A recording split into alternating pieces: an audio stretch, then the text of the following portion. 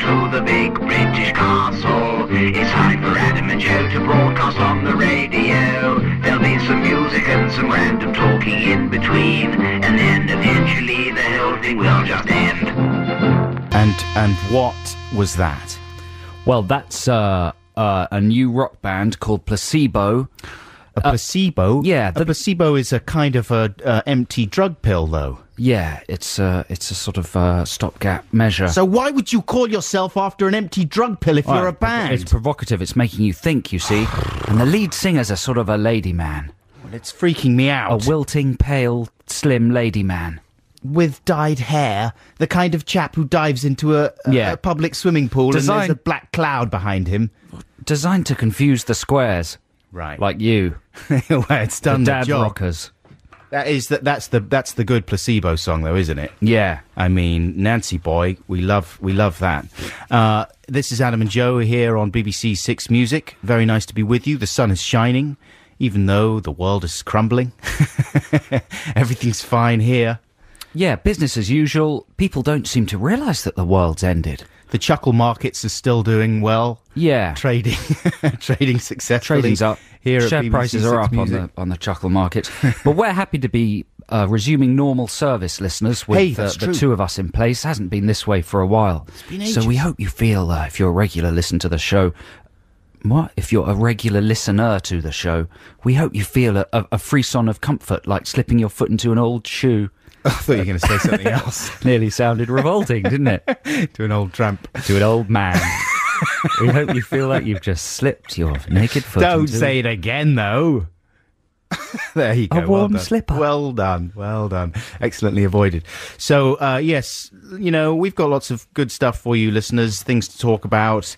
Have you got lots of things to talk about? Oh, yes. Oh, yes. We're going to be resolving song wars within the next hour. We've got Text the Nation. It says in Heat magazine, I noticed in Heat magazine, which I bought this week because my wife was in hospital. She gave birth to a baby woman, and it all worked out. But it meant that while she was in agonizing pain, I had to go out and buy her a stack of appalling mags. Your wife relies on lady mags like other people would rely on vitamins or, special pills. That's women, man, not just my wife. I've got a women. They run on And she doesn't read them. Does she not? No. Have you banned them? No, she doesn't want to read them. She does. She secretes them. She's got a stash somewhere, like I'm porn. not trying to belittle your lady. She's a very wonderful lady. Yeah. But she's better than that sort of thing. That's what you think. It's stashed there somewhere under her bed. You think? Yeah, definitely. My lady's got a secret. You think all women have to look at Heat and Grazia? Left to their own devices? Really? Yes, that's You're what so they do. sexist.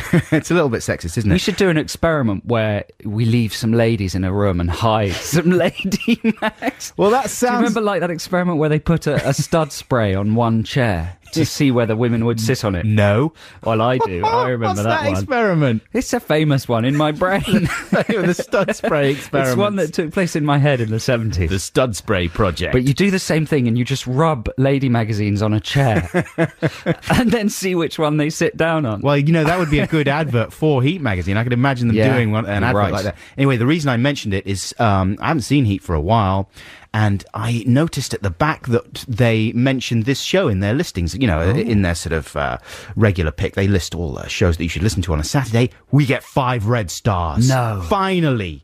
They never used to give us 5 red stars. We've never got anything more than 4 stars in our entire lives. For I'm anything. reactivating my subscription. 5 red stars. Us, Jonathan Ross, Russell Brand. Wow. And I think maybe Burmock O'Leary. I'm suddenly interested in the cellulite of the stars again. But anyway, they summarise the show as being Adam and Joe of old. No, they say with Text the Nation and Song Wars. Ah, they're the nation's favourite features, as voted for by Heat magazine. So we'll have those features. And Loaded in the show. magazine. All the mags. We got to start being nice about mags. Exactly. We haven't heard back from Grazia, have we? Well, we didn't exactly send them anything, apart from a couple of insults indirectly.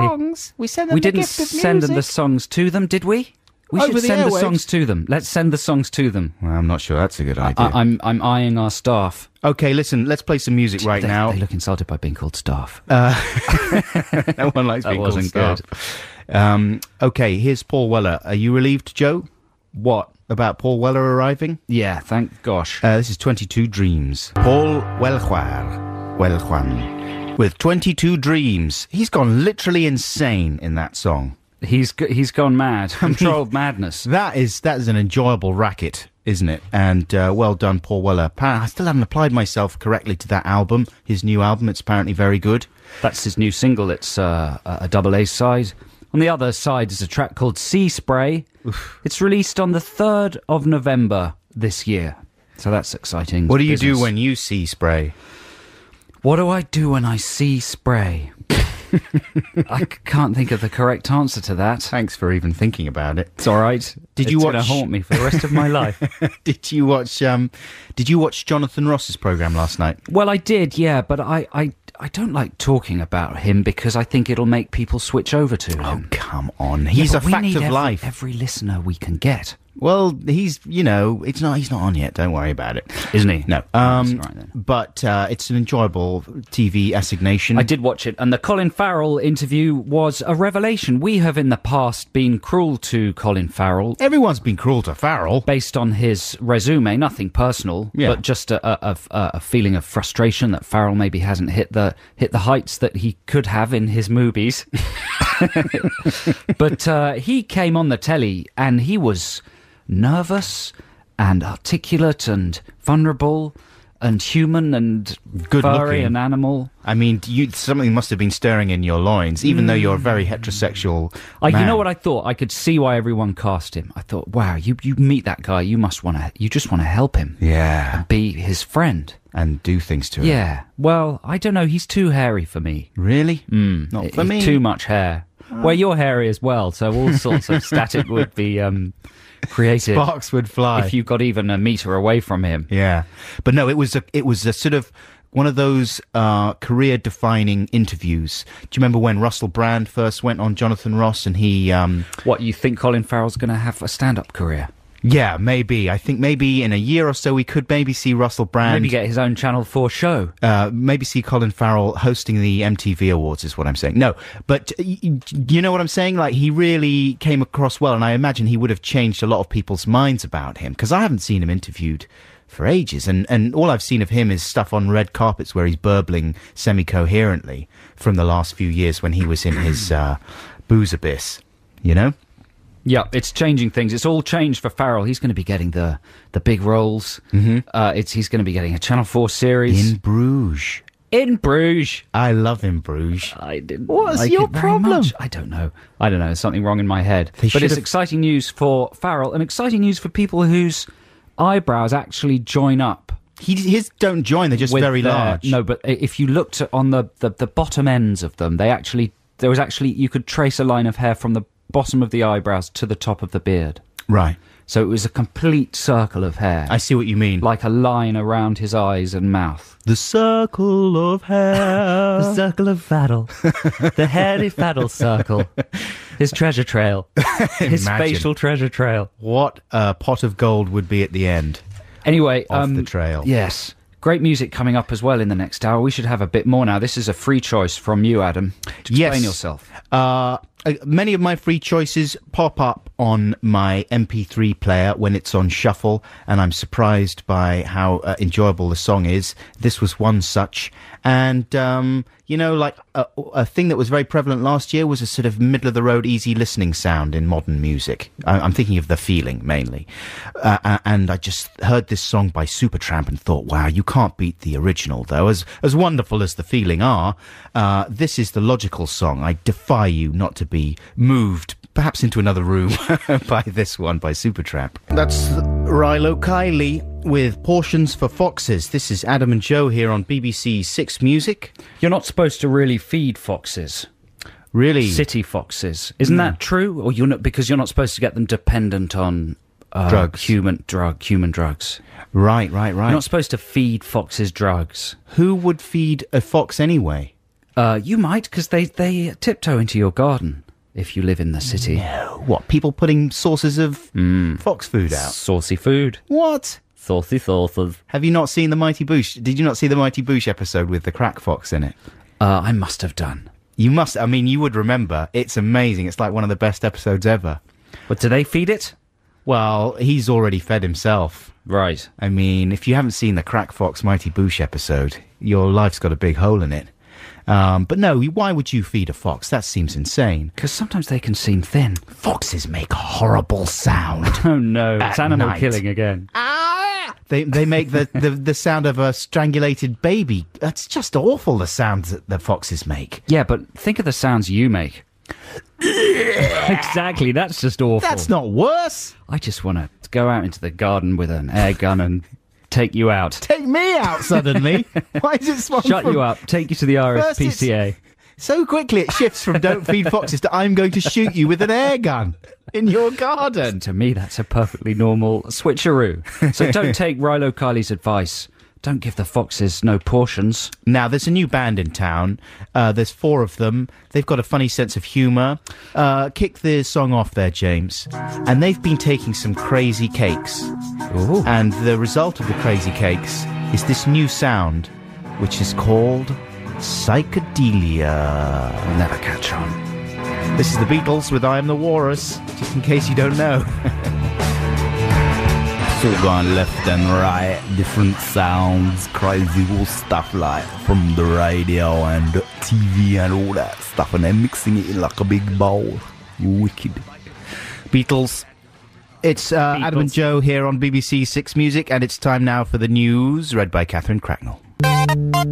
It's time for Song Wars, the war of the songs. A couple of tunes by a couple of prongs, so check it out.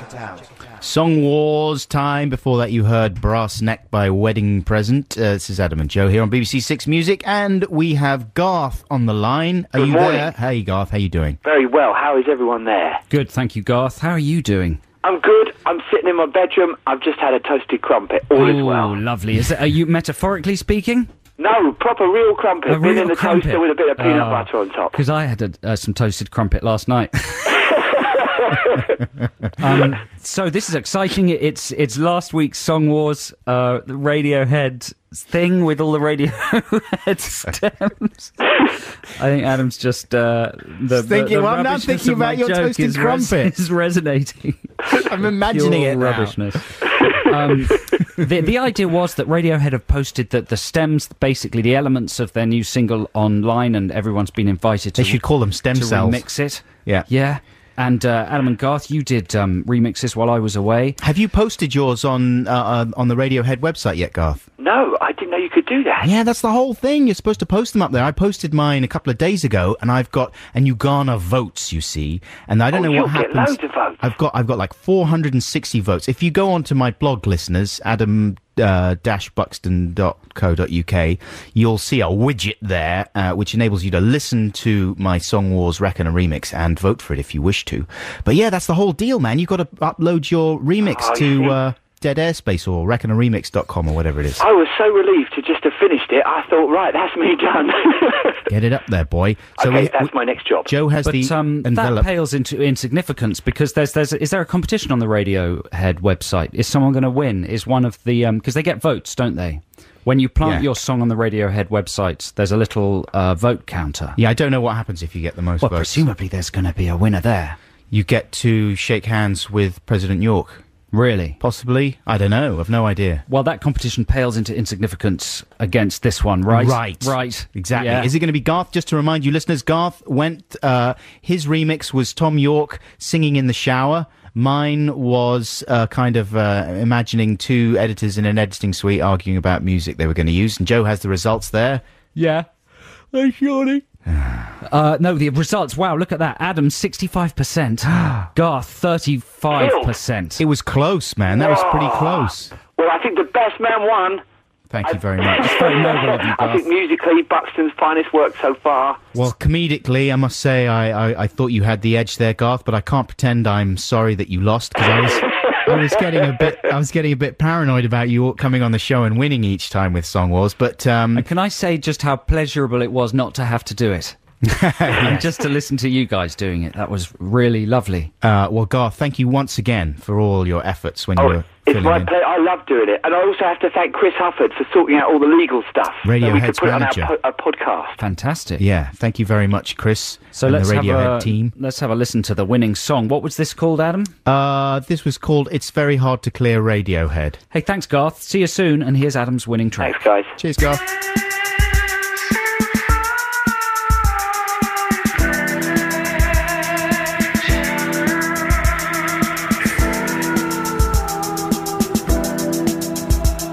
There's two men sat in an editing suite, working on a serious TV show about cops on the beat with swearing in it.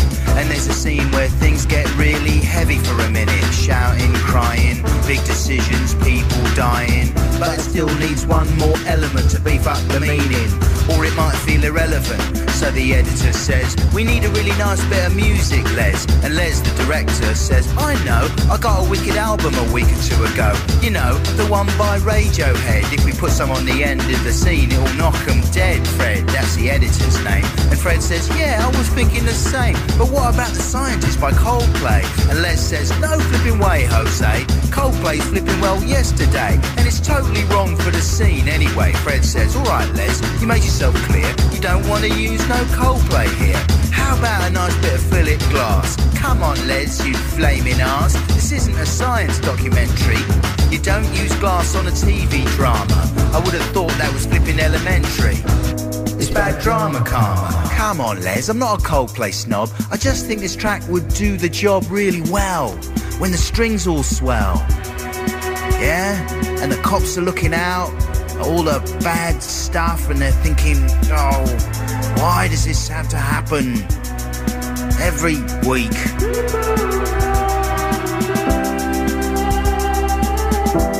And I was thinking we could add a little scratching for a bit of street flavour. Yeah? Alright, maybe not. The thing is, Fred says, Les, it's really very hard to clear Radiohead. It's not the BBC and it's very expensive. No, I don't know if you know, but Tom's a big fan of the show, says Fred. Les shakes his head. We sent the band a tape a few weeks ago. Said they had it confused with a different show, and if we want to use their music on any of the episodes, regardless of the content, the answer is going to be definitely no. But there's some good news. Aha said yes, if you want we could use Take On Me. It's the only thing that we can clear. Why are you looking at me like that, Fred? There you go. That Very is good. my winning Song Wars remix of Radiohead's Reckoner. And a reminder, of course, that anyone can remix Reckoner. All you have to do is download it from iTunes, the different stems, and you can have your own fun with it. And I found out too late that once you've downloaded it from iTunes, you get the different stems. They also give you GarageBand stems if you're using GarageBand. So I could have had an even easier time of remixing it in GarageBand, but it was fun. We're going to try and, in the future, at some point, think of some sort of Song Wars STEM-based activity. Well, I was thinking about that. The thing is that if we gave people the stems to, I mean, they come from GarageBand anyway, so there's not much to, anyone can remix our songs. The only thing they need from us is the vocal stems, I suppose. We could make those available. If they're originally played riffs using the musical typing function, Right. and they're just using a sound Yeah. from GarageBand, Uh-huh. that's original in a way, isn't it? It's no more or less original than using a Roland synthesizer. Yeah? Yeah. But I know what you mean. It would have to be a particularly peculiar set of noises. Yeah. I mean, I was thinking maybe we could provide some vocals and we could invite listeners to do their own vocal. Like there could be a gap in the vocals. Right, that's a good idea. It could So- be like a famous, a duet or a what do you call it when three people sing? A threet. Is it? A triptet. I have no idea. What is that? What's it called when three people are singing if it's a A duet? thringle song. A throngle. A throngle. Yeah, we could post a throngle. A trio? Anyway, we'll think of something, but we're not promising anything. It's just a trio. We promised for Song Wars to do a song for somebody's first dance at their wedding, and I'm haunted by the fact that we might have missed the date. What was that person called? Well, we have a letter here. It's from Emma and Niall, soon to be Mr. and Mrs. Shammer. I think. They say, Dear Adam and Joe, we were amazed, chuffed and utterly pleased to hear you mention our email and request for help with the music for our wedding. We're more than happy to abide by the rules set by you both to get our very own Adam and Joe original song. You're both very welcome to attend our evening party, not the actual wedding. I noticed. No, we made it clear that we didn't want to go to the wedding, I think. Very welcome to attend our evening party and witness our first dance, should we be lucky enough to get your song created for us. See the enclosed invitation. And the date is 28th of March, so we got ages. Next year, that's all right. Yeah. So we don't have to get on that case too quickly. Good. Which is good. Next week, I think we're going to do spooky songs, right? Yes. So that the winning song will be played on Halloween. Played on Halloween, yes. Scary songs. Songs that... What sort of an angle are we going for there? Are we genuinely saying that we're going to frighten people? Yes, I think we should Disturb them. Yeah, disturbing, Unsettle creepy, them. like either in a Marilyn Manson type way or... Right. What about if I was able to secure the services of Scary Spice? That would be terrifying. Would that be... That would be pushing it too far. I mean, would that still be within the rules of the competition? It would be scary. It would. It would be amazing. Yeah. It would be extraordinary. I'm going to get on it. We got some more music for you now, listeners. This is the Mighty Keen with The Lovers Are Losing. That's Keen with The Lovers Are Losing. They've gone 80s. Well, they're stepping into Coldplay's shoes in the success stakes. Do you know what I'm saying? In the power songwriting stakes. Is there room in those shoes, though? Well, I think Coldplay have slipped them off a little bit. Really? They're still selling records hand over fist, though. Absolutely, yeah. But they're slightly more, I don't know, they've gone... In the sort of credible power rock stakes, do you mean? I don't know. I think maybe the Coldplay songs are a little bit more left field, maybe even. Do you know, like their tunes are a little more obscure. It's hard to put my finger on what I mean. But I think what I mean is that Keane have unsheathed a massively powerful tune sword. Right, and they are a glaive. Yeah. Like in Krull. And they are wielding it. Is it called a glaive? I don't know. I was impressed, though. Where'd you get glaive from? Everyone knows what a glaive is. From the cradle to the glaive. What? What are you talking Do you about? remember the film Krull? Yes. And he had a sort of throwing star thing. Yeah. It was called a glaive. Really? Yeah. Isn't that just called a throwing star? No, a glaive. Okay. How many times do I have to say it? That Keane single's digitally released on the 13th of October. Oh, the physical release is on the 20th of October. That was Pierce Brosnan having a small physical release. So listen, listeners, and Adam, this week I flopped down on the sofa at Children's Telly Time, have a little rest, flicked on the telly. Nice bit of hot crumpet. Thank you. I happened to see Blue Peter, which has relaunched. Have you seen Blue Peter recently? Not for a long time. Connie Huck in there still? No, they've completely, and I suppose because of the problems Blue Peter had, right? They've decided they're going to bring in a new broom. And make it seem different and unsullied by past problems. So they've kind of reinvented it. Right. But in doing so, they seem to have, in my opinion, messed with the core of Blue Peter, the essential elements of Blue Peter. Don't touch the core. What would you say the essential elements of Blue Peter? Element as one. we knew it in our childhood. Sure. Element one, some version of the hornpipe or whatever it's called, that piece of music, played. The tune must be there, even if it's rendered in a modern style. Well, that's all right. It's still there. It's rendered in a modern style, kind of like as a sort of crazy rhubarb and custard march kind of thing, but they've added splashing sounds. Why? Just splooshing. Kids love splooshing. Blue Peter ships water. I see. Splooshing. Of course. Just to make it crazier. Sure. More gungy. Like a gunk tank. Exactly. That's fine. Other essential element. 3 engaging young presenters of various sexes and racial backgrounds. Yes. They've got that as well. It's doing well so far by your criteria. Yeah. I would like to see a gay presenter in there, like a very obviously flamboyantly gay presenter. I think they've done that in the past. That would be good. Okay, so that's good. What about elements like the infinite set? The infinite set? Like it just being, Blue Peter being a sort of empty BBC studio with the white cyc, as they call it, along the back, and then just some freestanding shelves. Objet. And sofas. Right. Is that to you essential to Blue Peter? Certainly. Like a big, blank, empty, negative play space in which anything can happen. Yeah. Cooking, building, Yeah, it's got. I'm glad you think that because that's gone. Oh. No, you want it to be like a pathetic version of the scene in The Matrix where all the gun shells pop up. That's true, but it's not that anymore. They've turned it into a sort of a funky bunker. Oh, no. Yeah, with fashionable exposed brickwork. Oh, shut your mouth. Some stairs that the presenters now run down at the beginning of the show. In fact, one of the presenters ran down. The other presenter was in the middle of doing things. So it was like we were interrupting them during, some fun time in the funky bunker. It's like Friends. Yeah, right. Very much so. What other essential elements to Blue Peter? Maybe the animals? Certainly the animals. The pets? You've got to have pets roaming around there. When I watched it, no sign of any pets. What? A dog wanders briefly through the corner of the shot at 10.25 minutes. Well, that's a pet then.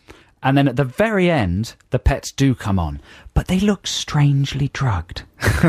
They're not running. You remember they always used to just run away in old school Blue Peter? They were scampery. Now they're suspiciously complicit. Rolling on their backs, cooperating. Something odd They've is just going better on there. trained dogs. Listen, after the Socksgate scandal, they would never do anything bad to animals. You're right.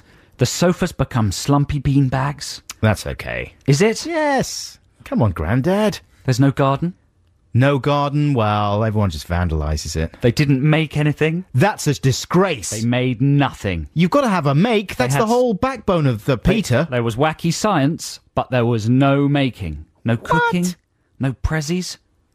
Here's an idea for your granny's birthday. You can make this out of coat hangers and some rolls of toilet paper tube. None of that. I saw a set. They had 2 VT packages. One was a massive advert for Merlin, the kids series. Yeah. That's all right. Yeah. In another one, they sent their new presenter Joel, who's a nice chap, to Alaska. Alaska? Yeah. To kind of work with people who saved animals, and they found a very sick American eagle, and they got him to catch it, and he did it. He made a really bad job of catching it. He really scared it. And then he tried to put it in a box, and he scared it, and then tried to get it out of the box, and he gave up because he was too frightened. And then it died of trauma. What? Yeah, the vet said, well, it's a 50% chance. It's very frightened. You scared it And then so about much. 2 minutes later, it was, well, it's now gone down to 30. It's having trouble breathing. It's been really traumatized and freaked out. Then it went back to the studio, and Joel looked in the camera and said, well, I'm sorry to tell you that the eagle died. So they sent their presenter to Alaska, where he killed an American eagle. That's amazing. And you know what? In the olden days, they would have spun the piece, surely, to make it a little less downbeat. Yeah, they would have just swapped the bird. Swap the eagle. Who can recognise who would one know? eagle for another? And look, here's the eagle, and it's fine. But in the new accountability times, You can't pull the rug over the kiddie's eyes. The eagle died, and he killed it. But the final indignity was that all through the whole programme, there is a music bed. No. Now, music bed, of course, means that there's a music track playing under everything they say, and there used to be authoritative, calm silence in the background of Blue Peter, right? Right. Used to be sort of clipped, well-spoken voices. Bit of Judd, instructing bit you. of Purvis. Yeah. Showing my Not age. anymore. Here is a clip from the new Blue Peter, and listen to what's happening underneath the talking. Hello! Hey, you guys, come over here because I've got a trick that's going to knock your socks off. I can't wait to see this. Wait till you see this. Right, what I want you to do is keep your eyes on that sachet of tomato sauce. I'm not telling you what she's doing with that sachet of tomato sauce. It's a VT package from Is that Bangkok. literally right the way through, not just when they're teasing Right stuff? the way through. And if there's background noise in the room where you're listening to this, there is a rave track going on underneath all the Blue Peter links. So I was thinking, what if you apply that logic backwards? Like, what if you applied that logic to some Janet Ellis and Peter Duncan era Blue Peter? So I had a go. Have a listen. The vandals then broke our lovely ornamental urn given to us by Mr. Taylor from Barnet. They then smashed up our sundial and then callously threw it into the pond. Well, if that wasn't enough, they then trampled on the bedding plants as well. Well, we hope to repair the damage, and we may even be able to repair the ornamental urn. But it's very sad to think that a few people take such pleasure from harming their fellow human beings. Yes. That wouldn't work so well, would it? Yes. Would sound as if they were approving of the damage to the garden. They should definitely do that. You just convinced me that it's a very good idea to have techno To have sort of panic-inducing underneath rave. everything. It's only a matter of time before they have it under the news. Do your surely. kids need a rave track beneath anything just to engage their They attention? get very lethargic, if there's not rave music playing. They need those acid flashbacks just to keep them going over tea. Absolutely. Wow, I'm going to watch Blue Peter now. You know what? I was being cynical about it, but at the end I thought it was actually pretty good. Yeah. Yeah, it was Changing good. with the times. That's what the BBC's all about. Now, here's a bit of a trail. What have we got in this trail, James? I'm excited. Oh, it's a hub trail. Who's playing in the hub? Frank Black? Very nice indeed. That was Frank Black, recorded live in the BBC Six Music Hub. When did that happen, Joe Cornish? Well, let me have a think. I think it was in May, I'd say about May 2005, by the sound of the acoustic resonance in the room. That was atmospheric pressure measurements. Right, the tuning as well. That's Yeah. the kind of tuning he was using in May. 2005. May, that's his May tuning. Definitely lovely, very nice. What a wonderful sound, as Jonathan Ross says. This is Adam and Joe here on BBC Six Music. Joe, I'm pleased to tell you, we're going to play some more music now. We've got to, it's all about the music here at Six Music. But after this, I'm going to maybe tell you, or sometime in this hour, about Prince. You know, I wasn't joking when I said I was going to get on the case and find out about Camille. I found out about Camille as well. Did you? Yeah. Well, maybe we'll swap our Camille facts. Okay. But right now, here's Toots and the Maytals with Maytals, with Take Me Home, Country Roads. Toots and the Maytals. Oh, Yeah, oh. Don't worry, man. I'm taking care of this one. Yeah, all right. Relax. Thanks, man. Toots and the Maytals with Take Me... No, I'm panicking. I can't do it. Take Me Home, Country Step in. Roads. It's okay, God. man. Everything's fine. Don't ever do that again. Oh, look, I've got a thing. Sorry. Got a thing. I've got a thing. I reset my iPhone this week, Joe. I downloaded the new settings, the new version. It wiped everything on there. I mean, it did ask me. There was a little dialogue box that popped up saying, "You're going to lose everything on your phone in a second. Is that okay?" And I said, "Yep." And off it all went. No, gone. My photos are gone, and all my settings are gone, and all that stuff was gone. And it's sort of replaced them with a load of things that it thinks are more helpful, but I don't think so. And now I've got to go back, turning everything off and turning the stupid sounds off and reorganising my life. All right, what are you going to do about it? Just ignore the whole thing. So listen, Camille, Prince, right? Yeah, we were talking about this last week. We were discussing the kind of rumour that Prince did an album as a lady character, and we've since discovered that it's completely true, and I was being made a mockery of by suggesting that album, Crystal Ball, was actually available in the shops. Basically, before signing the Times, he became hugely prolific, as I understand it. Yeah. And he almost released an album called Camille, done in the character of Camille. And then he turned it into 3 discs, which were going to be released as Crystal Ball. But the record company had some sort of don't swamp the market style fit. Yeah. And selected certain tracks and released them as Sign of the Times. But the Camille was going to be like an 8-track album, and it had songs on it, most of which have turned up on subsequent Prince albums. That's my understanding of the situation. That sounds about right. I got a nice email from Jason Draper. Thanks, Jason. He's actually written a book about Prince, which is available in America, not yet in the UK. I think it's being released next March. But It's out of Prince. He's nice. Thanks. One day it will be. And how ironic that day will be. He says that Camille was this alter ego that he created, having done Housequake, right? Because he fired The Revolution, his backing band, in 1986, shelved the unreleased album by Prince and the Revolution called Dream Factory. Wow. And recorded the song Housequake, later used on Sign of the Times, of course, using the sped-up vocal technique that he used in part on Let's Go Crazy B-side Erotic City. Yes, I've been to Erotic City. It's amazing, isn't it? Just, well, there's a horrible stink in the streets. And what comes out of the taps? Don't answer. So he had this alter ego, Camille, with a speeded up voice, believed to be named after the 19th century French hermaphrodite Herculine Barbin, who was nicknamed Camille. Camille, the notorious French hermaphrodite. That's right. That French hermaphrodite is notorious. Mum, that French hermaphrodite's in the room again. No, not the notorious French hermaphrodite Herculine Barbin. Bonjour. That's Camille's speeded up voice. Get out! Get out! Stop rubbing your non-specific bits all over the carpet. Both your bits. Your double bit set. Get out. One at either end, not both at the same place. That's what's so frightening. Oh, man. He even planned a follow-up to the film Under the Cherry Moon. Did you mention this last week? No. Around the using the Camille character, right? Where Prince would play both the evil Camille and the other character, a less evil Camille. The denouement of the film would be that they were one and the same. Oh. And Prince's character was schizophrenic. Oh, well, I would have guessed that from the trailer. I mean, what a film. What a movie. It's a shame that Under the Cherry Moon wasn't the big hit it was expected to be. Otherwise, we would have seen those projects realised. Under the Cherry Moon's got it's got a really good party with an elephant at it, and he dances on top of the piano. What does he sing? New Position or something really good on top of the piano. Then the end is amazing. The closing credits, he does mountains over the closing credits. Apart from that, it's rubbish. It's a load of rubbish. Is that Kristen Scott Thomas in that film? Possibly. So it's someone like that, isn't it? Yeah, I'm sure our listeners will tell us. Is that due for reassessment anytime? No. Well, in 2024, it's due for reassessment. That's the end of Prince news. Time now for more music. Is this your free choice, Joe? This is a political free choice because, of course, it's all going off in America. There's going to be a civil war.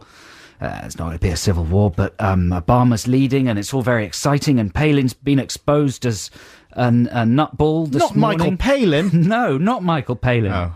Sarah Palin. The insane, nose-wrinkling, winking Republican vice presidential candidate. She's a hockey mom! She certainly is. What does that mean? It's like Jerry Halliwell running for president. Hey, that's a good idea. And trying to get elected just on wrinkling her nose. Well, I would vote for her. You would, wouldn't you? She's got a winning peel. Frightening times. Anyway, this is Marvin Gaye's take on the election in 72, a not dissimilar social circumstance, right? Jerry Halliwell running for office. Exactly. The Spice Girls at the top of the charts. Girl power. And this is alternate version number 2 of Marvin Gaye's song "You're the Man." Text the nation. Text the nation. What if I don't want to? Text the nation. But I'm using email. Is that a problem? It doesn't matter. Text. Yes, it's Text the Nation time. Before that, you heard Marvin Gaye from the deluxe edition of Let's Get It On. He had some chipmunks there. He had some speeded up stuff. That was his period when he was getting very tooty and just lying on a sofa with an 8-track or whatever and just layering the vocals and toying with speeding things up and stuff. Good times. Yeah, they were good times. Getting the chipmunks out there, it's always a fun thing to do. Alvin and the gang. Yeah. But now it's time for Text the Nation, and this week in Text the Nation, we're asking you for your customised fashion disasters. Everybody goes through a point in life when they think that off-the-peg clothing bought from shops isn't quite individual enough. And you decide you'll customise your clothing. Right. Maybe adjust the fit. Maybe add some kind of design or badge. or maybe just take, sartorial design into a new sort of authored personal area. Right. A unique look that no one else in the street will have. Yes, something that expresses something indefinable about yourself. Yeah. And says, this is who I am. I'm not just the man from Mr. Byright or whatever. Yeah, I'm me. There's no one else like me. Right. This usually happens during the teenage years. Yeah. When one's not sure of the boundaries of existence or acceptable behaviour. You're testing the edges of the envelope. And it happened for me a few times. I once decided that I wanted a pair of swimming shorts, like surf shorts. Yeah. And I couldn't find any with the material I wanted. Like Bermuda shorts. Yeah, so I must have been about 16 or 17. So I went to John Lewis and bought some material.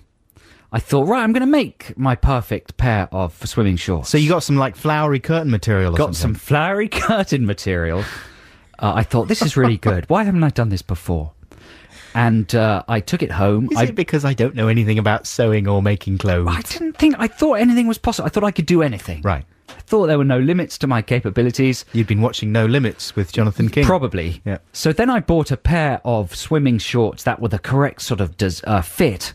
And I took them apart to see what the different shapes were made out of. Scientific. Nice. I traced round them on my new piece of material. And I cut the bits out and I sewed them together by hand. And I put them on, they were slightly odd fitting. And the seams didn't seem particularly strong enough. So I did a bit of extra stitching and I thought, excellent. And I popped them in my baggage for a holiday I went on. No way. Yeah, with a friend of ours in Corfu. And I went in Corfu, the first morning came.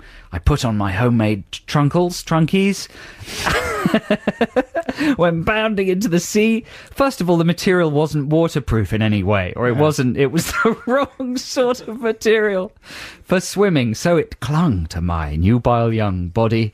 Very revealing fashion. Yeah.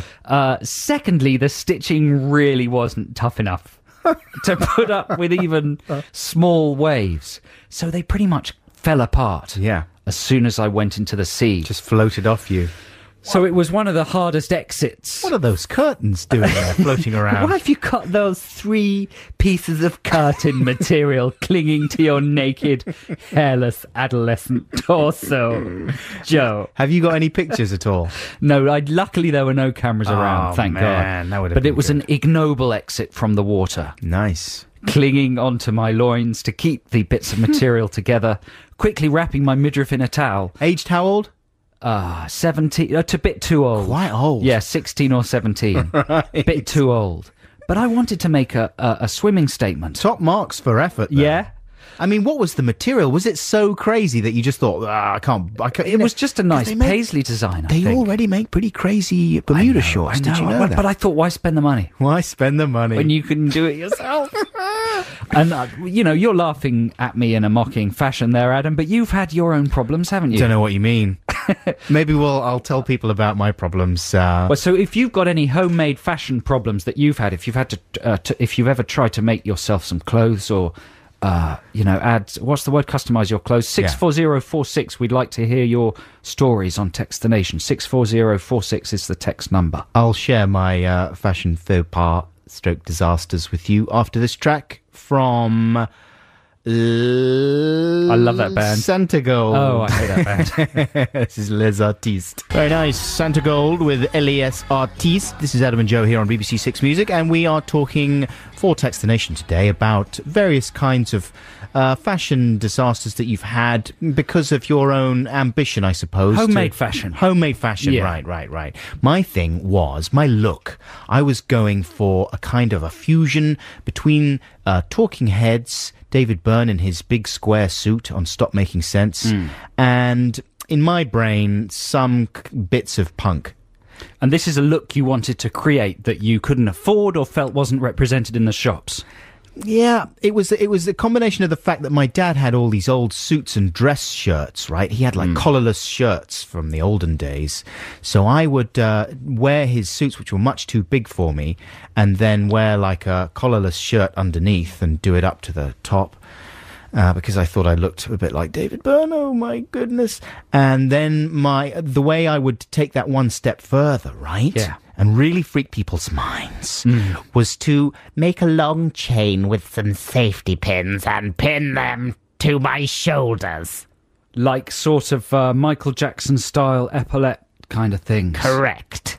But chains of safety pins, that's an age-old punk thing. I don't know if the punks went for chains of safety You pins had so much. split trousers, and you had a line of I safety forgot pins about that. all the way down the seam. I forgot. So when your trousers split, you didn't sew them. No. You did it with loads and loads of safety pins. All in a row. And then just went about your business as if that was normal. Without commenting or saying anything. I'd completely forgotten about that. I did. I looked a bit like a sort of very pathetic, posh version of Edward Scissorhands. Right. Wandering around there with all my bondage look, I guess, because what had happened is that my ma had taken in my floppy school trousers, right, and made them the requisite drain pipe narrowness. Rupert Scissorhands. Yeah, and then when and I couldn't get them on because they were so tight. Yeah. So I split them apart, and then I did them with the safety pins there. I'd totally forgotten But you about thought that. it looked cool. Yeah, I was convinced it looked cool. Oh, man, I'm going to need a little while to get over that now. That's a traumatic memory. We want to hear about your fashion nightmares. Or it can be a friend of yours if they've turned up with some kind of homemade disaster. We'd like to hear about it. 64046 is the text. Here's a little free play for you right now. This is Broadcast with Still Smells? Still Feels Like Tears is what I was trying to say. The mighty Broadcast. Enjoy. Nice. That's Broadcast with Still Feels Like Tears. This is Adam and Joe here on BBC Six Music. It's time for the news right now, read by Catherine Cracknell, with the music news read by Ruth Barnes. Text the nation. Text the nation. What if I don't want to? Text the nation. But I'm using email. Is that a problem? It doesn't matter, text. Yes, Text the Nation this week, listeners, is all about your customised fashion disasters, homemade sartorial escapades that have gone wrong. And we've been inundated with stuff. I'm just trying to sort through it here to find the most grievous ones. Not sure I found the absolute corkers yet. I mean, you used to do things like, you were a big fan of badges and things like that. Sure. And painting. You were the first person that I came across that actually used Tipp-Ex. Well, I've told this story before, but on your clothes. Yeah, but don't laugh at me. It was very advanced. It was great. I went to America on holiday when I was a teenager. I saw Top Gun before anybody else. I thought I'd be the first to bring the Top Gun look to the UK. Because I looked a bit like Tom Cruise. You did. Yeah. You look like a cross, in fact, like a cross between Tom Cruise and the Iceman. Really? What, Val Kilmer? I can't remember. It was the bloke from ER. Yeah, I know Dr. the fellow Green. you mean. Anyway, so I bought a bomber jacket and I got I decided that the badges available in the shops weren't good enough. The sewn-on patches weren't good enough, so I got some Tipp-Ex and painted badges on, and it looked wicked. Do you remember what the badges said? Were they just things like US Air Force? Well, the Tipp-Ex brush was a bit splotchy, so yeah, they were sort of vaguely sort of wings, and things like that. I remember you had a pointy hand on there, didn't you? Sure. There were a lot of 80s symbols. Yeah. Was that the 80s even? When was Top Gun released? That was the 80s, of course. 80s, Yeah. Anyway, so here is one that's come in from Ali in Northern Iron. What does that mean? Does that mean Northern Ireland? Maybe, I don't know. Northern Iron. Anyway, among my handcrafted fashion disasters, I went through a phase of buying second-hand shirts, then copying the lyrics of my favourite songs onto the back in fabric paint. Good idea. My pride and joy was my ex-British Army's shirt with the entire words to 99 Red Balloons written on it in pink. In my 14-year-old wisdom, I was trying to be ironic. Were you really? Irony didn't exist then, did it? Not in the world of fashion and pop. Well, that's a very dangerous gambit, though, if he was. Painting all the lyrics on. Yeah. Have you ever done anything like that? I'm trying to think. I've certainly painted lyrics onto a few things, yeah. I mean, it's a very tempting thing to do, isn't it? Yeah. To draw them on, I mean, on your school bags and things like that, but when you actually draw them onto your clothes, that's really stepping over some commitment. Kind of... Yeah. Yeah. Or at least you need commitment.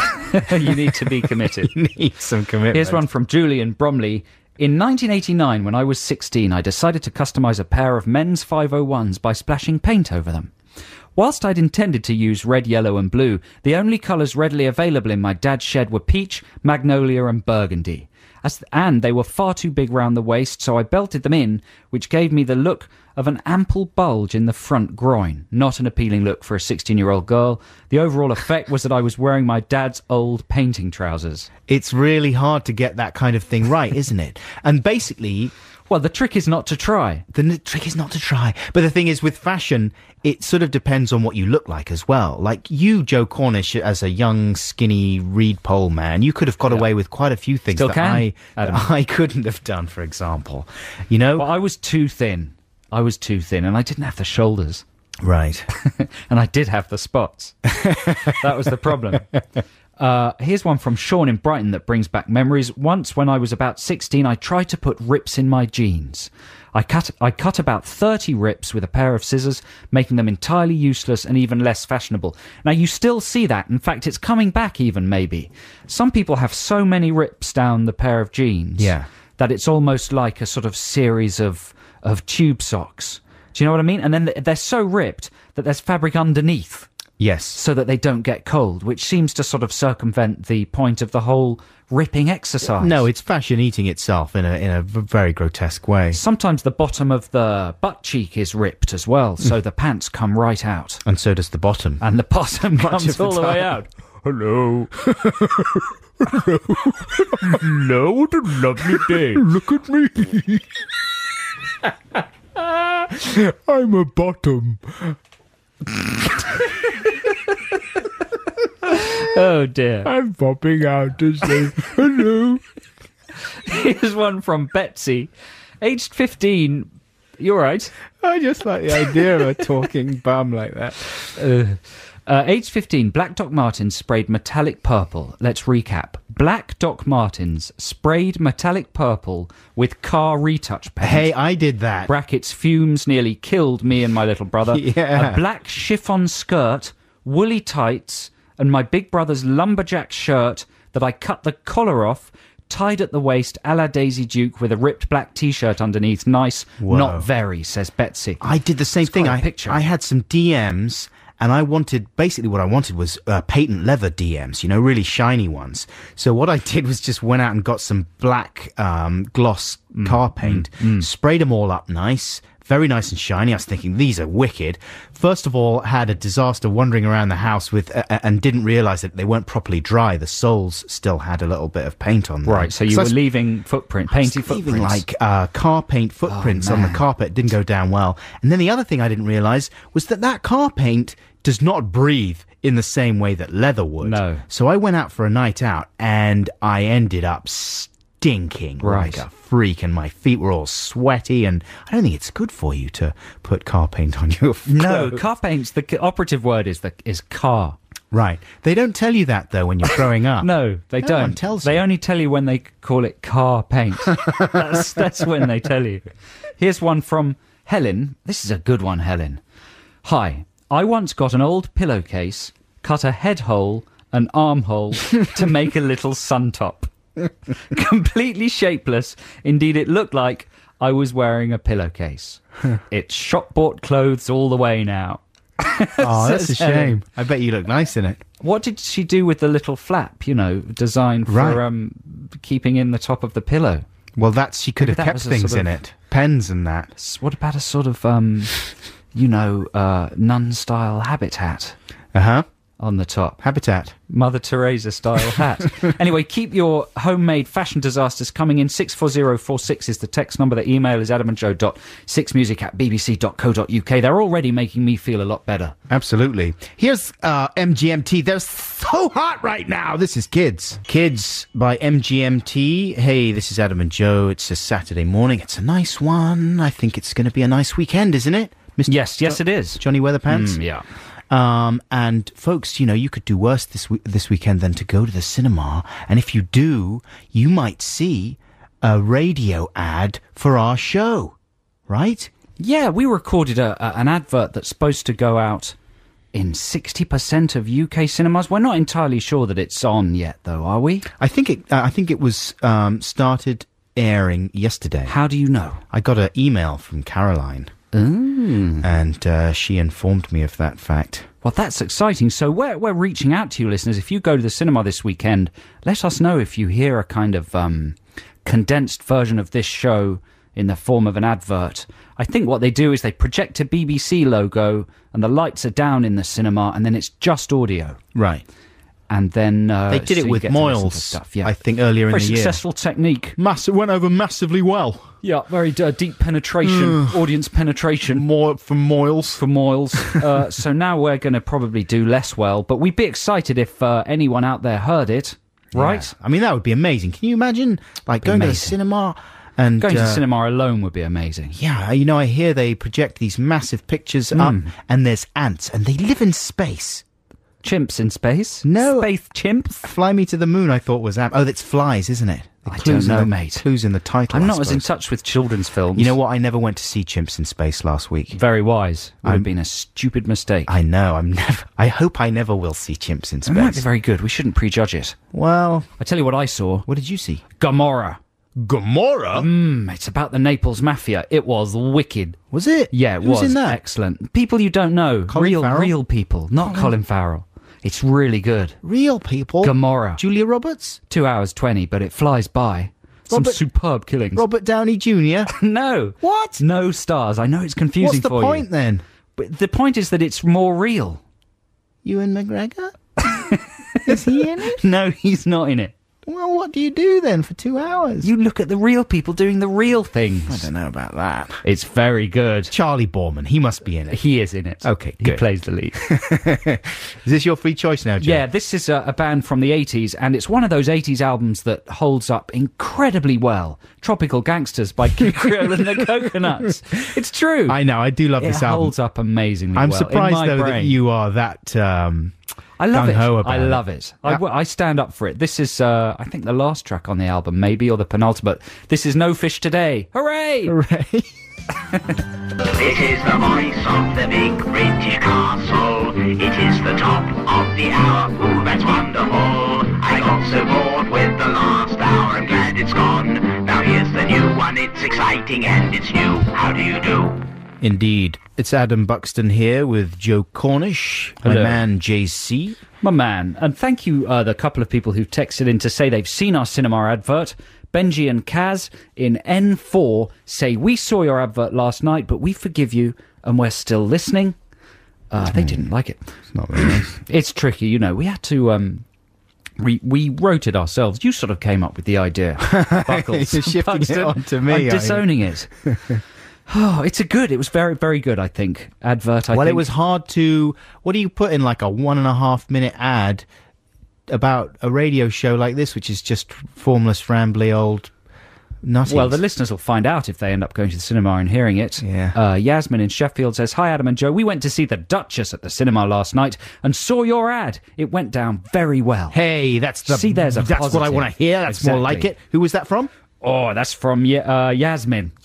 I like Yasmin. Yasmin, she's sexy. She is very She's attractive. sexy. And she went to see The Duchess. You know, on the list of Yasmin's to-see list was Space Chimps or The Duchess. And she thought, I think I'm going to see The Duchess.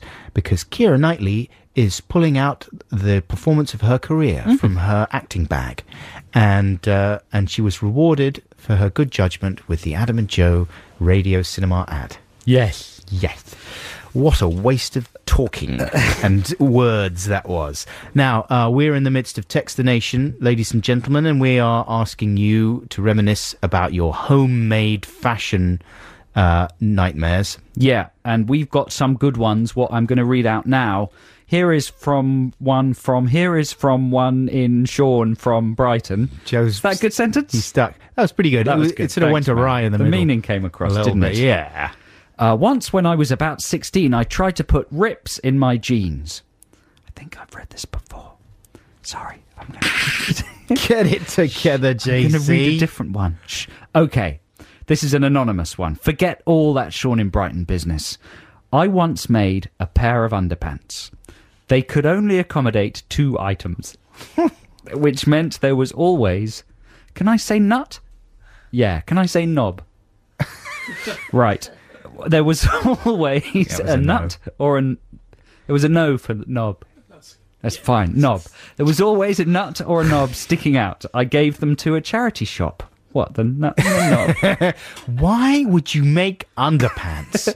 I don't know. He or what's she, the it's logic? anonymous. They don't explain. I think that's brilliant. I mean, there's a brilliance to it. But why do you make... It's cheaper than buying them. Who's going to see underpants? Exactly. Underpants are not expensive. It's cheaper than buying them. What are you talking about? You have to get the material. What's he making them out of? I don't know. We need Tissue? more. We need the person's name. We need more information. We've got your phone number, so don't try and run away. But please send us more information on that one. What a day, though, when you think, I'm going to make some underpants today. I think for Christmas we should make each other underpants. That's a good idea. And give them to they're each too small. They're too small, everything's sticking out. I'm going to make some different ones now. Tomorrow. I'll do that tomorrow. That would be good. Next week, I'm going to make some socks. Here's one from Ash in Croydon, who I believe is a regular texter. But still, I don't know the gender of Ash. Maybe Ash is a robot. Could possibly be a robot. I once from the bought company. white jeans and got my mates to draw all over them. I thought I was well cool until someone drew pee onto them. I What? still wore them. How can you draw... Well, writing on clothes. Someone tinkled on the trousers. Is that what she's saying? Maybe. No, drew a sort of a stain. I don't know what's going on That's there. mysterious. Maybe with a yellow marker or something? You know what the upshot of this segment is? What? Is that I need to read through these texts That's more the key, carefully. isn't it? And select the good ones and just think about it a bit more. You know, I did think that's what you were doing. Yeah, I don't know why. That's what was going I don't know wrong why at the I thought beginning. that. Now, listen, you can do a little bit more of your organisational stuff then during this track. We are playing this a lot, and I'm not complaining because this is a good What track. is it? MIA. It is a good track. All I want to do, bang, bang, bang, Is it a bang. Six Music playlist track? Yeah, we want people to pay attention to this. It's important. Here we go, MIA with Paper Planes. MIA, Paper Planes could have been written about the financial crisis in a way, couldn't it, Joe? About the share prices the greed of the banks, the marketeers. plunging to the ground like feeble paper planes. Oh, exactly. Absolutely right. Thank you. I'm just going to think about that. Your for a while. savings safe, Adam Buxton? Savings currently safe, but who is safe? Who is really Who is safe? safe? Who is really safe? Exactly. Except for a man who keeps his savings, foolishly, some would say, in a locked box. You know? Sales of safes have gone up. Yeah, I mean, the guy who keeps his Credit cash crunch. under the bed is probably going to be having a little chuckle right now, isn't he? At all the people who are saying, oh, no, you should put that in a bank. What do you think? I mean, I don't know. I'm going to get all my savings out in cash. In a briefcase. That would be quite fun to do, wouldn't it? Do you think a lot of in people an are doing attaché it? briefcase? That's going to make things worse, though, man, if you do that. I know that's a run on the banks. You don't want to do that. No. Anyway, we don't want to talk about this kind of rubbish, do we? I do. Do you? How much do you understand about it all? Everything. Do you really? No, you never. What? Ask me something. Surely it's, tell me if I'm wrong, surely when people are saying like, oh, there's chaos in the banks, the bailout's not working, surely the reason the bailout is not working is because of the rotten marketeers, all the suits on the floors, right? Who are not, they're sending they're doing their crazy random selling and panic buying or whatever, and they're not getting behind all the bailout plans. Mm-hmm. It comes down to all the jackasses and all the city boys. Am I right? Yeah, to a degree. Yeah, you're right. Yeah. Thanks. I tell you what, watch the film Trading Places. That'll tell you all you need to know. Okay, thank you Yeah. very much. I tell you what I don't understand. Pork bellies. Pork bellies. Okay, clear something up for me. This is on a completely different tangent. Go ahead. In a film, if there's a gunfight, person A and person B are having an argument. Right. Person A pulls a gun on person B. Yes. Right? And person B thinks, right, I'm done. Yeah. But then person C turns up behind person A and holds a gun to person A's head. Oh, yeah. Do you know what I mean? Sure. At which point person A, because there's a gun to their head, always goes, throws the gun down. Not always. Not always. Now, but this is a logic. I was watching the new Indiana Jones movie again on the weekend. Right. And there's a similar sequence there when Jonesy's got a gun. It's pointed at evil Kate Blanchett. And all the Russians have all got their guns on him. And he just goes, drop the guns. And they do it. They drop their guns. But then Ray Winston turns up next to Indy and he's got a gun pointed at Indy. Right. So, but what's the logic there? Why do you drop your gun? Do you see what I'm getting at? Yeah, because they drop the gun because they value their own lives more than... But that doesn't exactly make sense. It's as if there's a logic of, okay, whoever draws the gun soonest has control of the situation. Whereas the mounting guns being pulled just mean that everyone's going to die, rather than just one person. Like the logic in... Do you get what I'm saying? Yeah. The logic in Indiana Jones is he's got his gun trained on Kate Blanchett. Yeah. So he's saying, right, you shoot me. Before your bullets get to me, my bullet might have got to Kate Blanchett. And you love her, and you don't want to risk her dying, right? Yeah, but I mean, that's never going to happen. It's never going to happen, is it? No. Everyone will just shoot at once, and they'll all die. Well, no, they won't, because if Ray Winston wants to shoot Indy in the head, Yes. he's going to shoot him immediately, so Indy knows... Yeah, you but know, what if Indy shoots Kate Blanchett in the head? It's not going to happen because he'll be dead from the Ray What if he Winston just bullet. does it now, first, before Winston does it? Why would he suddenly do that? Because he'd do it and run away. No, what are you talking about? Winston then will shoot him as he's running away. Right. You haven't thought this through. I still think there's a problem with it. Yeah? Yeah. Well, listen, man, when you get in that situation, fine, let's find out. If any listeners out there would like to pull a gun on Joe in a dark alley, no, I'm joking. I'm talking Don't do about that. in feature films, in pretend scenarios. Yeah. No, I think it's the proximity of the gun, and if someone's got a gun to your head, then you sort of... Oh, the closer the gun, because the bullet has to travel less distance. Well, yeah, in a way. It still doesn't make sense to me. I don't understand it. He's not having it. I'm a bit thick. Hey, I'm a bit thick too. Cool, let's do a show together. Wicked. Okay, now I've got a free choice for you listeners. This is OMD, and this is a strange one from OMD. I mean, this is late period OMD, I think. But they went through lots of different phases, and they were always amazingly creative and unusual. And this track melges, if I can use that made-up word, different types of like electronic sounds, and then it's got a little pastoral interlude with some flutes in there. There's all kinds of crazy things going on, and I'm playing it in the hope that my mum might enjoy it, because she listens to our show but she doesn't like a lot of the indie music, and I thought maybe this would be a compromise. This is Talking Loud and Clear by OMD. Wowzer. You know, that gets better and better, if you ask me. Yeah. I really like that song, and I can't wait to see it at the beginning of the movie. When's the movie come out again? Early November. Early November. So soon, a few weeks. Another Way to Die by Jack White. Now, on and totally And unrelated... Alicia. And Alicia Keys. Lovely Alicia. Sorry Don't about leave her that. out. Bob Dylan fancies Alicia Keys, doesn't he? Who doesn't? Yeah, the tortoise. I was the- thinking about Alicia Keys. Yeah, who He's got wouldn't one of fancy his her? songs. Yeah, She's lovely. She's attractive. How old is she now? 15? 12. She's 12 still. That's nice. I was watching this program by accident earlier in the week on Channel 4. It's called The Family. Yes. And I was very confused and immediately had an argument with my wife about it, because it seemed to me that it couldn't possibly be real. If you haven't seen it, folks, it's a fly-on-the-wall documentary in the style of, there was a seminal 70s documentary called The Family, which was pretty much... That's the same name. The granddaddy of... Yeah, I know, but I'm trying to make some... You did the emphasis differently. Yeah. The Family. The worked. The family. The family. Yeah. I don't know. Anyway, it's obviously some kind of a throwback to that, or it's, a modern version of the same kind of thing. The 70s version of The Family was supposed to be one of the first ever fly-on-the-wall documentaries. And this one is like a fly on the wall for the noughties, Big Brother meets documentaries in that style. But is it real? It doesn't seem real to me. It seems like ludicrously staged. They've got all cameras around the house, right? They got all cameras around the house. They got right? all that cameras, all modern life, filming stuff and all that. Yeah. They're painted the same colour as the wallpaper behind them, though, the cameras, in an attempt to blend them in. Do you know anything about the show, Joe? Well, I've watched it. I've been away, obviously, so I'm missing a lot of telly, but it's one of the first things I've watched from beginning to end since getting back from America, and I enjoyed it immensely. And it's a family from... Whereabouts are they from, do you know? England. Somewhere in Britain. In a house in Britain. I don't know where, but they've got a peculiar sideways sort of a house. Yeah. But they seem like a nice bunch. And they're a kind of middle-class family, average income. British family. Very average. They're not like... Nothing particularly eccentric or different about them, no. But I thought it was very well done, well cut.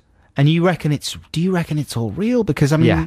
Well, you can't tell these days because it's like Big Brother itself. Every year it goes by, the contestants become more aware of the rituals and, the way the show plays to the outside world. So is there any such thing as authentic behaviour in front of a camera anymore? You know? Well, they all say, people who go on those shows, that you forget after a while. And because the cameras aren't actually visible, so the self-consciousness that you experience the first few days just dissipates after a while. Well, I'd say there's an element of performance in all human relations, Adam. Oh, that's an amazingly brilliant See, there's a brilliant horror film called Calvaire that's all about that. Mm-hmm. But the fact that husbands and wives are performing to each other a lot of the time. Right. A dad or a mum will perform to their child. Ooh. When you're on your own in a room, sometimes it can be a bit lonely and confusing because there's no one to perform to. Do you know what I mean? Certainly. So maybe there's a bit of that anyway in That's the family. why I've got a little cardboard friend that I carry around with me called Michael. Hello, Michael. Hello. Anyway, that's by the by. But it's not true. I don't. That's all right. It would be fine if you did. I don't. It'd be fine if you did. Michael, it's fine, Michael. But I was thinking that it just seems unbelievable still. The thing I can't get my head around with these shows is why would you do it? Obviously, the answer is for the money, right? How much money are they getting paid, do you think, to do a show like that? A lot. I mean, you would think a massive amount. A massive wouldn't you? amount. But is it worth it? I mean, once you've signed that deal with a TV Satan. company and Satan, then your life is going to be irrevocably torpedoed. They're isn't big it? stars now. That's a shame. Yeah, they're going to be big celebs. They'll be in Heat Mag, you see? Right. They'll be doing the Christmas Heat Mag, dressing as celebrities or something. Yeah. They'll go on chat shows. It's a win-win situation, and I think you're just jealous that the Buxton household isn't rigged with cameras. Oh, What kind of stuff would we true. pick up if we did that? That's true. Me talking to Michael. Okay, folks, here's a bit of music now before the news. This is Noah and the Whale with Shape of My Heart. Yay! I thought you were going to say something there, Joe. No, that was Noah and the Whale with what? Shape of My Heart, is Yeah. it called? Yeah, this is Adam and Joe on BBC Six Music. It's time for the news and the music news. The news read by Catherine Crackfox, we're calling her now, and Ruth Barnes. Primal Scream with Country Girl. Joe wasn't so sure about that one. Well, I won't say anything. Not a fan of the Screamers. Well, sometimes, you get a band and you think, well, if it was someone else singing on that in a different style, it would just sound like Fairground Attraction or something like that. If Eddie Reader was belting it out. Bit of Danny Minogue. That would have been a possible Fairground Attraction or a Danny Minogue song. Don't you think? I don't know. Maybe I'm wrong. I don't really know about that sort of thing. I don't fancy your chances if you meet Bobby Gillespie in a dark alley now. That's how he speaks. Is it? He's from Scotland, you know. Hey, happy birthday to Raymond Mora. We don't usually say happy birthday to anybody, but it's Raymond's a big fan, and he's always on my MySpace and your blog and stuff. LL Cool Ray, his name is. Oh, yeah. We've just got to say happy birthday to him. He's Happy proven birthday. his dedication to the show, so we He's make an 9 exception. years old. Lovely, 9 years old. Happy 9th birthday, Ray. So listen, listeners, and Adam, I was in a bookshop, right? Have you What are ever they- been in a bookshop? No, what are they like? It must hurt your brain to go into such a place. Yeah. They're full of kind of compendiums of information. You can get coffee there, though, right? Coded information, yeah, and browse them surf. Good. You've confused me now. Yeah, Sorry, I was mate. in a bookshop and I was looking at the Mighty Boosh Christmas book. Oh, yeah. All the comedy Christmas books are trickling onto the shelves because Christmas is but 2 weeks away now. Get the lights up. True. And the Mighty Boosh comedy book looked very good. It was very thick, like $12.99, but very beautifully produced, glossy hardback number. But flicking through it, and I'm not being nasty about the Boosh at all. God hope not. forbid. Because we did a very slim comedy book years and years ago that was in no way as lavish as the Boosh is. And we're guilty of what I'm about to talk about. But in comedy books in particular, there seems to be... or the people who design them seem to try lots of techniques just to fill a page. Right. Do you know what I mean? You've got to make it seem value for money. The people writing it are probably quite busy. So it's important to squeeze as many pages as you can. Well, the classic format for the comedy book is the scrapbook. The Monty Python scrapbox. So, the Papa Book was the Monty Right, Python there one, you wasn't go. it? But the scrapbook format, I'm saying, Yes. is the easiest way to address all the issues. You can put a few pages of script in there, a couple of photos from the set, a few little doilies with ideas written on them. Well, the Boosh book has limitless photos of the Bob Fossil character posing by a VW van. Yeah. And just it's like they've got a photographer and they've just gone around London and taken pictures of him in different positions, and there's one per page. That's when you're in love with Fossil. We too did much that. is never enough. When we did our book, they said, well, we should have a photo shoot as well and think of as many things as possible to do. Right? So we Yeah. did a guide to dancing, just any old rubbish we could think of that would fill a page. We didn't do a whole page with just one photograph in No. it with someone pointing, We never stooped that low. which does pop up in comedy Yeah. books every now and again. The Boosh has quite a few of those. The Fast Show book was a little bit like that, I remember. What are other techniques people use? I mean, the Boosh have got quite a clever one, which is they've got comedy BlackBerry messages. Yeah. But they've printed the whole BlackBerry. Right. So there are 3 messages of about 4 or 5 lines each, very funny ones, but they're surrounded by an actual massive picture of a BlackBerry phone, and they're at jaunty angles. But you need it, though, to sell the joke, you know what I mean? Otherwise, Yep, you couldn't just have like a little thing in a corner saying, true. imagine these on a BlackBerry with the lines printed. Well, underneath. you wouldn't obviously do that, but there would be other ways to present them. I don't think they would. But that's a clever one, isn't it? Because it's justified, Yeah. but at the same time, 12 lines, Yeah. a page. Yeah, but having said all that, you do get the benefit. Both Julian and Noel are unusually talented artists in one way or another. Like particularly Noel, I think Noel's like more into his Haven't they painting. already got an art book though? Have they? Has he? I don't know. I don't know. Or maybe this is the way to get your hands on some of their painting. You know, the mother, the daddy, the king of all those books is the League of Gentlemen one. Right. Their big book was just beautiful, and I know they put a huge amount of effort into that. That's well worth having. Another key thing they have in those books is a mini book inside the book, right? Right. That's something that Monty Python innovated, perhaps. Maybe. But to have smaller pages bound within the bigger pages and for it to be like a weird sort of subtext. Yeah, I think everyone who does a comedy book says to their publisher, you know, we want it to be like the Monty Python books, don't they? I mean, you'd be insane if you didn't, because they were never bettered, really, were they? I wanted to just put scripts in ours. Yeah, I mean, that's the tempting thing. But what kind of scripts would you get from ours? Very good ones that I wrote. Well, you know, I couldn't believe that they published whole books full of Ricky Gervais and Stephen Merchant's radio rambles. I mean, that was unbelievable, I thought. Well, they're on the national syllabus now. Yeah, quite right. You have to study them for GCSE. I mean, I'm not saying that their radio rambles were not enjoyable. They were highly enjoyable. I loved their podcasts. Why doesn't someone publish a book of our radio? Because they're not insane, is why. No, but they are insane. Oh, I see. And people out there are insane. Maybe we'll make some loony money. What am I thinking? They are The insane. loony market. The I'll buy anything market. It's huge. Exploit the loonies. No, we're okay. We've got our sellout ads and stuff anyway, so we're fine. How about a little bit of Stranglers? Do you fancy this one? Yes, please. Late period Stranglers. Here's Strange Little Girl. Text the nation. Text the nation. What if I don't want to? Text the nation. But I'm using email. Is that a problem? It doesn't matter. Text. Text the Nation time. We're going to wrap things up in the Text the Nation barn. Wrap it up. Yeah? Wrapping things up in the Text the Nation barn. We're going to wrap it up with some paper. If you don't got paper, what about some material? I was waiting for a rhyme. I know. All through that rap, I was waiting for a rhyme. I know. But it was kind of brilliant that there wasn't one. Really? Yeah. If you don't got Have a record deal. If you don't got material, how about paint? You could just paint the things in the barn. Oh, dear. Should we just play another record? No, let's... Text the Nation. Look, here are some good ones. You know we had the man who made his own pants? Yes. Well, he's sent some stuff in. And, of course, it was a man, as someone clearly pointed out. If it wasn't a man, how could the... Julie's hang out. Yeah. Yeah. So his name is Simon Turner. And he says, I made them as a surprise for my wife. He was a man at that stage. Well, I guess. I bought her a sewing machine and she was making curtains and there was material left over, so he nipped in and made himself a pair of sexy underpants. Sexy pants from curtains. And then removed his trousers later that evening to present got to a her. surprise for you, darling. Imagine, picture the scene, especially with everything sticking out. How sexy can you get? Toasted crumpet.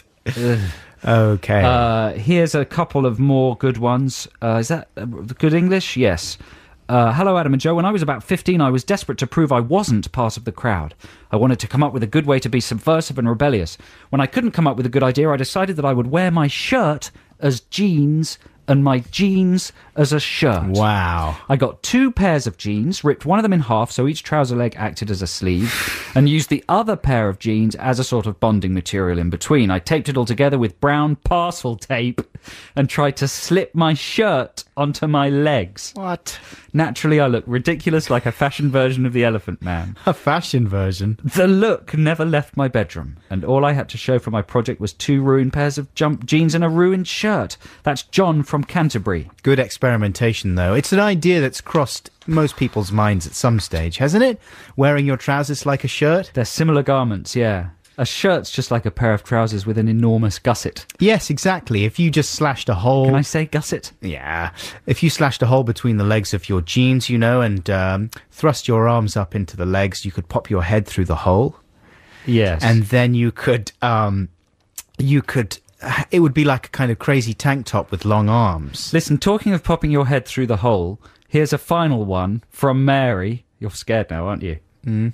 It says, more fashion misinterpretation.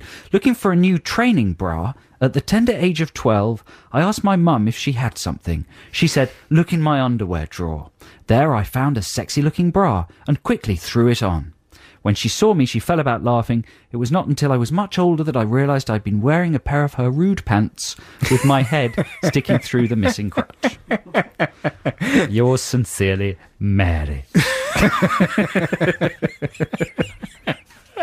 What a lovely way to end this week's Textination. Thanks very much to everyone who sent in a text, and thanks to the person who pointed out that Gideon Coe had done exactly the same subject a few weeks ago. We don't care. No, it's not about the subject, it's about your texts, listeners, yeah? Exactly. You are what makes this show unique, and we thank you for it. So if we didn't read out your text or email, we apologise, but we've read every single one, and we really appreciate you sending those in. Can I read out one more email quickly? Yeah, go on. Yeah, this is from Nick Barth. He says, it was interesting to hear Joe talk about the new Blue Peter, which is now liberally sprinkled with musical beds. Recently, I've become obsessed with the idea of having a music bed for my phone. He's giving us a non-branded version of the iPhone for various conversations. For example, some nice comforting music for telling my wife that I'm going to be home late. Some sophisticated classical stuff for talking authoritatively to colleagues. Or maybe some Philip Glass in the background when I'm on the phone to a call centre to get them to hurry things up. Maybe you could publicise this idea, then some wise widget wizard will help to develop the thing and we can all buy it for our iPhones. That's a good idea. That's a very good idea. Music beds for the iPhone. Music beds for a chat. You know, one thing, because I just moved house fairly recently, I've been on the phone to various people trying to get things installed. So I've had to go through a lot of those things where you go through the options, right? You sit there for about 20 minutes getting the options. I thought, I should have options when people call me. So next week I'm going to bring in my new option thing that I'm going to have for my phone. I had an idea for I haven't got one of these iPhones, but I had an idea though of they've got SatNav. Why not have ChatNav? Right. So when you're having a conversation, the ChatNav gives you instructions. In 6 words, agree. Do you know what I mean? Yeah. After the end of this sentence, slap on left cheek and leave room. ChatNav. Try saying, yeah. That would be the most common one. That would be the basic one. After 12 words, say, really? That's fascinating. And then for a random one, you could just say, take a left turn now. And then you conversationally, stop. Topically, exactly. ChatNav, perfect. Very nice. Great ideas for widgets. Joe, is this your free choice now? Is it? Yeah, this is a Tribe Called Quest with Check the Rhyme from the Low End Theory. Very nice. Yeah, it's Tribe Called Quest there with Check the Rhyme. It's nearly the end of the show now. That's pretty much it, isn't it? Thanks a lot for listening. Hey, folks, don't forget, you can download a podcast of the edited bits of this show. I always hesitate to call them highlights because it seems a little You're too modest ambitious. A man. Yeah. Plus, you can listen to the whole thing again on Listen Again via the Six Music website or on the BBC iPlayer as well.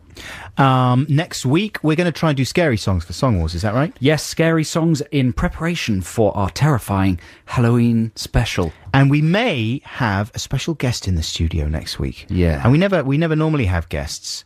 Are we okay to talk about this? We might have Roger Moore. We might get Roger Moore to come in and listen to our Quantum of Solace songs. Because, Roger Moore, he's got this new book out, his autobiography, My Word is My Bond. He was very good on Jonathan Ross last night, but we might be getting him in here next weekend towards the end of the show just to see whether he likes our Bond themes. Especially as you actually name-check him in your Bond song. Absolutely. Yeah. So all that to look forward to. We're really going to miss you this week. Take care of yourselves, will you? Just be careful. You've been a bit reckless recently. Exactly. Be careful out there. Liz Kershaw's coming up. Right now, here's Pavement with a session track recorded for Steve Lamacq in 1997. This is Harness Your Hopes. Have a good week. Bye. I love you. Bye. Bye. Harness your hopes on just one person. Because a harness was only made for one. Don't telegraph your passes. You'll end up